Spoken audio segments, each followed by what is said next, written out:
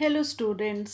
अभी हम लोग जो नेट में और दूसरे एग्जामिनेशंस में आईसीटी से रिलेटेड क्वेश्चंस आते हैं उसका रिवीजन बाइट्स मैं डिस्कस करने जा रही हूँ। आप लोग सभी लोग बहुत इंटेलिजेंट हैं, काफ़ी मेहनती हैं, बहुत सारी बुक्स को फॉलो करते हैं, लेकिन मेन इम्पॉर्टेंट क्या है कि बाइट्स जो होते हैं, जो देखते ही आपको शॉर्ट में आपके सामने पूरा चैप्टर रिवाइज हो जाए, ऐसे नोट्स आपको बनाने में निश्चित रूप से ये पॉइंट्स आपको हेल्प करेंगे।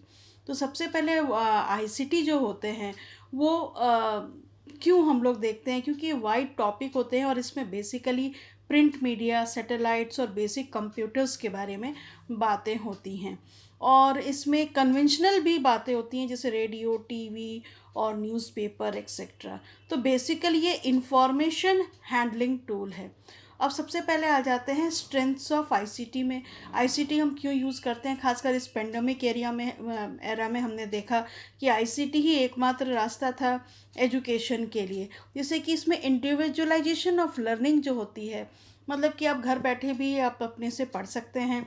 इंटरैक्टिविटी होती है स्टूडेंट और टीचर के बीच में, और डिस्टेंस और क्लाइमेट जो होते हैं वो उससे कोई फ़र्क नहीं पड़ता, इनसेंसिटिव होते हैं वो, कहीं भी आप मोबाइल पे या लैपटॉप पे पढ़ सकते हैं। और मोर इकोनॉमिकल भी होता है, वाइडर रेंज होता है, और मल्टीपल टीचिंग फंक्शंस भी इसमें हो सकते हैं, मल्टीपल ऑडियंस भी हो सकते हैं, और इसी तरह और क्वालिटी जो होती है वो यूनिफॉर्म होती है। तो ये सब कुछ स्ट्रेंथ्स ऑफ आईसीटी हैं। अब लिमिटेशंस क्या है कि सबके पास लैपटॉप नहीं हो सकती हैं, हर जगह जो है टावर नहीं होता है, एक्सेसिबिलिटी नहीं होती है, और परफॉर्मेंस इवोल्यूशन, क्योंकि कई लोग जो होते हैं, हमने देखा है अभी टेस्ट्स होते थे तो उसमें कई लोग चोरी करके भी लिख लेते थे। तो जो एक्चुअल परफॉर्मेंस इवैल्यूएशन है उसमें इसमें थोड़ी डिफ़िकल्टी होती है। कंटिन्यूअस ट्रेनिंग इसमें चाहिए टीचर्स को भी और स्टूडेंट्स को भी। और इंडिविजुअल डिफरेंसेस जो हैं, तो छोटी छोटी चीज़ों पे भी हम लोग बहुत ज़्यादा अंतर स्टूडेंट्स में नहीं कर पाते हैं। और एटीट्यूड्स जो होते हैं टीचर्स और पेरेंट्स सबके, ये चेंज रिक्वायर्ड होते हैं एटीट्यूड्स के बारे में।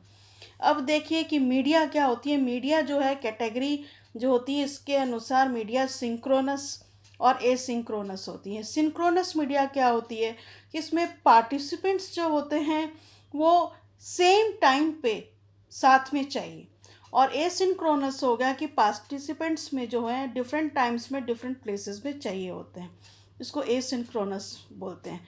अब एजुकेशन में आईसीटी जो है मेनली ई लर्निंग और फिर ब्लेंडेड लर्निंग और डिस्टेंस लर्निंग, थ्री टाइप्स की होती हैं। तो ई लर्निंग तो हम जानते ही हैं, ऑनलाइन जो लर्निंग होती है, जो हम अभी देख रहे थे पेंडेमिक एरा में।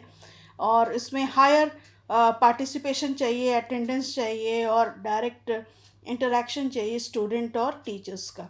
ब्लेंडेड लर्निंग में फेस टू फेस लर्निंग और अदर टेक्नोलॉजीज़ भी इसमें इन्वॉल्व होती हैं।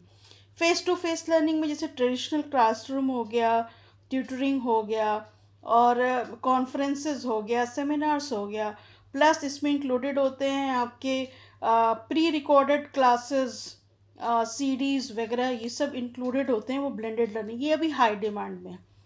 उसके बाद आपका आ गया डिस्टेंस लर्निंग। डिस्टेंस लर्निंग में हो गया कि आप कुछ और भी काम कर रहे हो, वर्किंग हो, और उसके बाद आप जो है कुछ पढ़ाई करते हैं, कम्युनिकेट करते हैं ईमेल के द्वारा, मैसेजेस के द्वारा, और वर्चुअल क्लासरूम्स भी होते हैं जो कंप्यूटर बेस्ड होते हैं। इस तरह आईसीटी जो है हम एजुकेशन में यूज़ करते हैं। आईसीटी जो है पढ़ाने में भी मदद करती है, फिर बहुत सारे करिकुलम्स भी डेवलप करने में मदद करती है। तो आगे नेक्स्ट वीडियोस में मैं आईसीटी पे और बात करूँगी, जो जिनमें से क्वेश्चंस जो हैं वो नेट में तो डेफिनेटली पेपर वन में आते हैं और दूसरे एग्ज़ाम्स में भी आते हैं, तो ये आपको रिवाइज करने में काफ़ी हेल्पफुल होंगे। सब्सक्राइब कीजिए चैनल। Thank you.